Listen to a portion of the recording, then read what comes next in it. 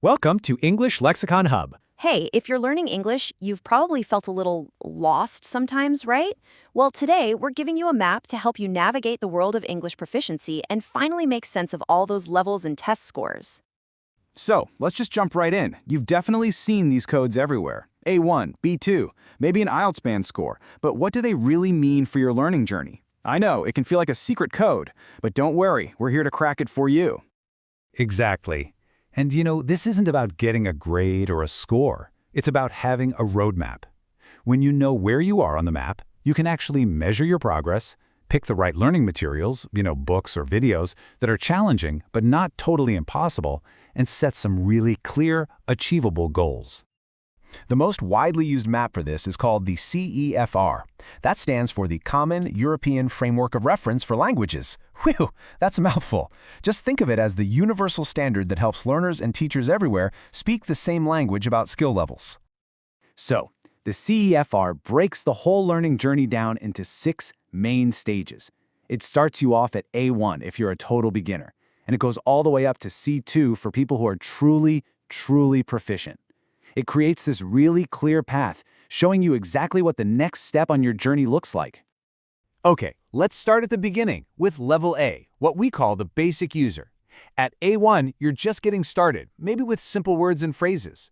By the time you get to A2, you can handle basic introductions and pretty simple everyday situations. It's all about building that solid foundation.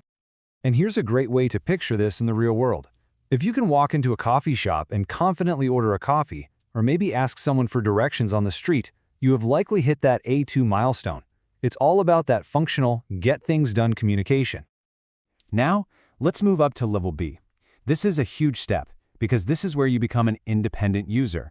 At B1 and B2, you're moving way beyond just the basics. You can start expressing your own ideas, understanding more complex topics, and really navigate most situations you'd run into. I absolutely love this example because it makes the progress so tangible. Let's think about a learner. Let's call her Maria. At the B1 level, she's comfortable watching short, simple stuff like a YouTube video. But as she practices and improves, she hits B2, and boom, now she can kick back and follow a full-length movie with subtitles. What a huge step. Okay, so we've got our CEFR map. Awesome. But what about all those official tests like IELTS or TOEFL? How do they fit into all of this? Well, they're just different ways of measuring where you are on that exact same map. Let's connect a few of those dots right now. All right, let's look at some of the big ones, starting with IELTS. For that B2 level we just talked about, which is a really common target for people, you'd be looking at an IELTS band score of roughly 5.5 to 6.5. This is a score that universities and jobs often ask for.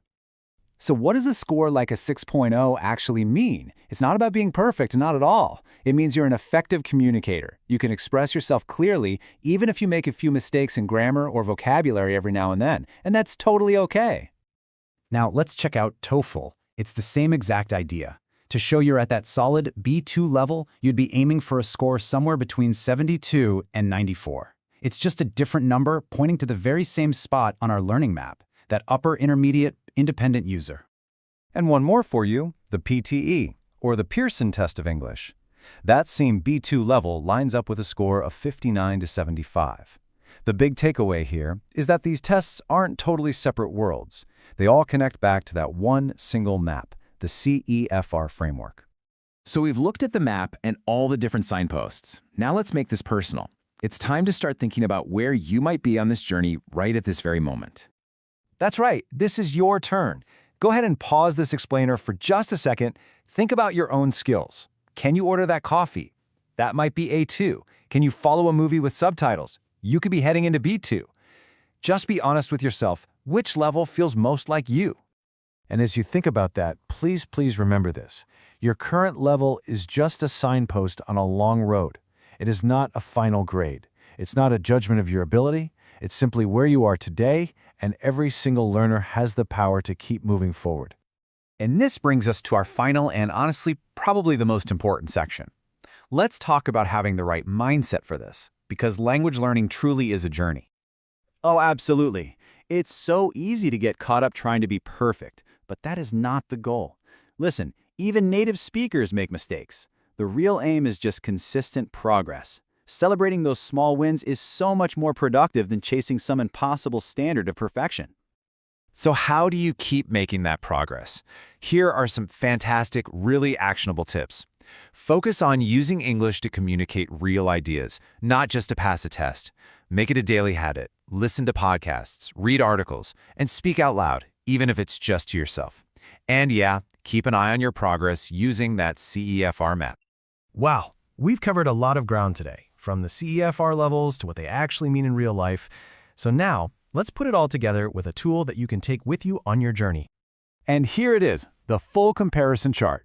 This is your ultimate reference guide. You can see how all the major tests and levels line up, from A2 all the way to C2. It's a really powerful tool for planning your next steps. This chart is such a great tool, and we want you to have it. You can download today's notes to get the full chart for yourself. And hey, if you found this helpful, be sure to subscribe to English Lexicon Hub for more explainers on mastering English. So, we'll leave you with this one final thought. It doesn't matter if you're A1 or C1. Learning is always a continuous process. So ask yourself, what is one small step you can take tomorrow to keep moving forward on your English journey? Thanks for joining us.